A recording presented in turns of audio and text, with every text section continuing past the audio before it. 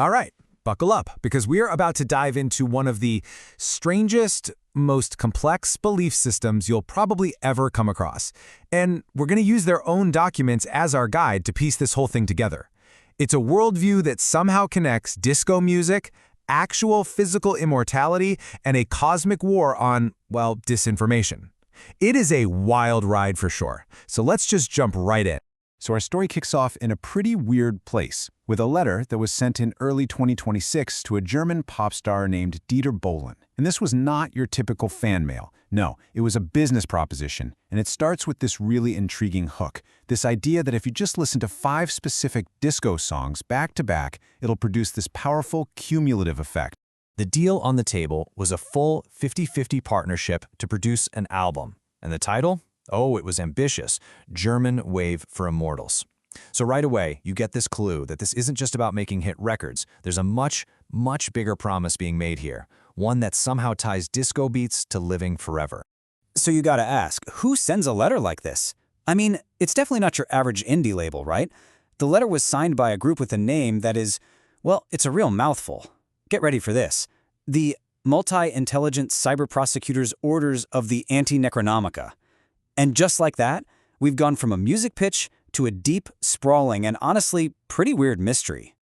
This is really where the whole story just takes a sharp turn, because that disco album, it wasn't about selling records. It was the front door to a super detailed plan for achieving actual physical immortality.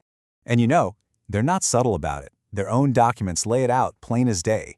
They say that by supporting their work, followers can literally increase their chances of achieving immortality in the real material world. So the key thing to get here is this isn't some spiritual metaphor. They're talking about a practical material promise.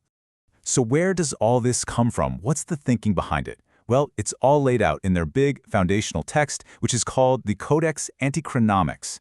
And it was written by 2 people with PhDs in law, Dr. Ruslan Berlikov and Dr. Lena Polenkaya. That legal background, it's actually super important for understanding their really structured, almost rule-based worldview. Okay, so at the very core of this whole belief system is this one simple but really powerful idea. They see all of reality as a cosmic battlefield between 2 forces. On one side, you have truth, which they say creates and adds to life, and on the other, you've got disinformation, lies, which breaks things down and destroys life. And for them, this is not a metaphor. This is the central engine of the entire universe. This cosmic battle is everything to them. The force of truth is what they call Antinecronomica. And its enemy? That's necronomicism, which they basically define as a kind of mental illness that infects the masses, all fueled by disinformation. Everything in their world, from philosophy to physics, gets sorted into one of these 2 camps. There's no middle ground. And this split goes for people too. According to their codex, there are only 2 kinds of human beings. First, you have the information-emotional beings, or IOBs. These are the reasonable immortals who are in sync with the truth and can actually evolve. And then there's everyone else. They fall into the disinformation emotional beings category, the DEBs, or as they call them, the mad mortals, who are doomed because they're infected with this necronomic madness. But here's the thing. Just believing this stuff isn't enough. For the followers of Antinecronomica, this is a call to action. They see themselves as soldiers, or maybe more like prosecutors, fighting an active war against all the forces of disinformation. And they have a game plan. Their mission is laid out in this 4-step doctrine. It's a really clear, tactical strategy. First, you find the disinformation, then you expose it to the world, then you completely wipe it out. And finally, you build systems to make sure it can never, ever come back. You see, this is where that whole cyber prosecutor part of their name really starts to click. Now, if you're going to win a war like this, you can't play by the enemy's rules. And for Antinecronomica, the enemy's rules are, well, basically all of modern thought. To pull this off, they believe you have to systematically reject and then replace the fundamental pillars of our reality. First thing to go? Ethics. The entire concept. And look, this isn't just about disagreeing with certain moral codes. They are rejecting the whole idea of ethics. Their codex frames it as a weapon used by the enemy, a toxic infection that's designed to control people by messing with their emotions. And you can kind of see why they think this, right? If you believe you're fighting a cosmic war for survival, a traditional moral compass might just feel like a liability. This table here is just fascinating. It's basically a diagnostic chart from their codex that classifies all these major schools of Western philosophy.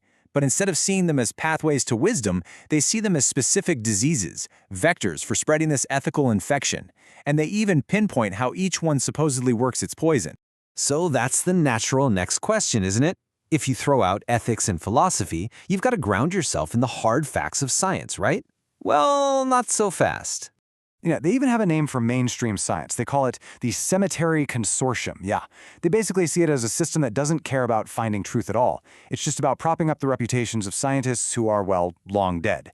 Their formula is just bizarre, but think about what that does. If you can convince people that all of established science is broken and obsessed with dead people, you create this huge vacuum that only your new living truth can step in and fill. And they go straight for the jugular, the very foundations of physics. Take Newton's third law of motion, equal and opposite reaction. Antinecronomica just throws it out. They replace it with this new system of 6 possibilities, even introducing this whole new concept of assistance that can work with an action, not just against it. It's a total rewrite of one of the most basic principles we have. So they've got their whole philosophy laid out. What's the end game? Because this isn't just some abstract idea they cooked up. No, they have a very concrete real-world plan that they are actively trying to make happen. Their grand plan is to build a physical academy. The whole point is to find what they call the inspiring minority, these brilliant people that they believe are trapped among the mad mortal masses, and then bring them to this academy. There, they'll deprogram them from all that necronomicism and finally activate their potential for immortality. And the location? Berlin? That's no accident. They picked it very, very deliberately. They believe that the German national character, with its focus on discipline and precision, makes it the absolute perfect starting pad for building their new, truth-based civilization. And just to wrap up their vision, let's look at one of their absolute boldest claims. According to an article in their own codex, they haven't just created a way to live forever. They believe that by the simple act of writing their philosophy, they have already, single-handedly, ended all war on Earth. Forever.